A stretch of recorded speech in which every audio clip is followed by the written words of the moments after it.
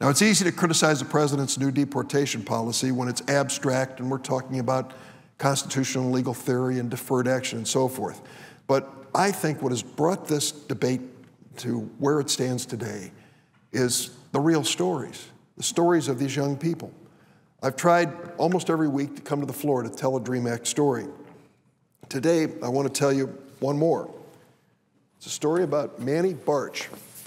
Manny was born in Germany. He was abused and neglected by his parents, so his grandmother became his guardian.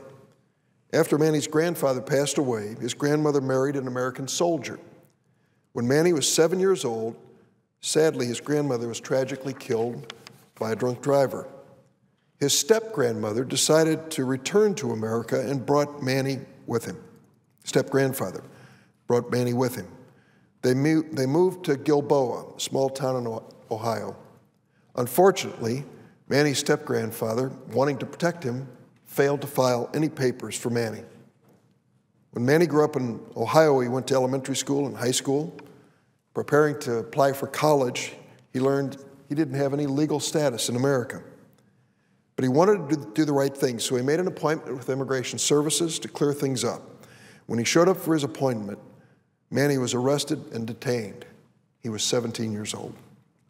Here's what Manny said about the prospect of being deported to Germany, a country he left as a little boy. "I don't know anybody over there. This is my home. This is where everybody I know lives. And to think about leaving, I just wouldn't be able to imagine it."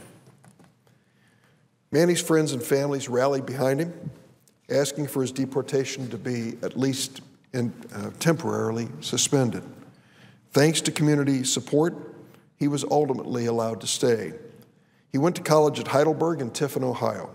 Last month, Manny graduated with a major in political science and minor in history. He was president of his fraternity and active in community service. For the last 4 years, he's organized a fundraiser to purchase Christmas gifts for kids with cancer at the Cleveland Clinic. Here's what he said about his future. "I would go through any channel I have to correct this situation. I'm not asking for citizenship, but I would love to earn it if that possibility would arise. I'd love to contribute to this country and give back to it. I just don't understand why they would educate people in my situation and then deport them back to other countries who will reap the benefits of our American education." David Hogan is the chairman of the history department at Heidelberg University. Here's what he says about Manuel Bartsch. "We want good people in this country. We want honest, hardworking people, and that's Manny, pure and simple. He's in the top 2% of students in terms of brilliance, work ethic, and personal qualities." Well, thanks to President Obama's executive order last Friday, Manuel Bartsch and other DREAM Act students will be able to continue to live and work legally in America. Now, I asked the critics of that policy, would we be better off if we deported Manny back to Germany, a country he left when he was a little boy? Of course not. He grew up in America.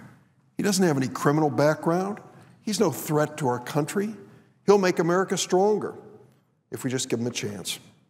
Manny isn't just one example. There are a lot more, literally hundreds, if not thousands, of others just like him.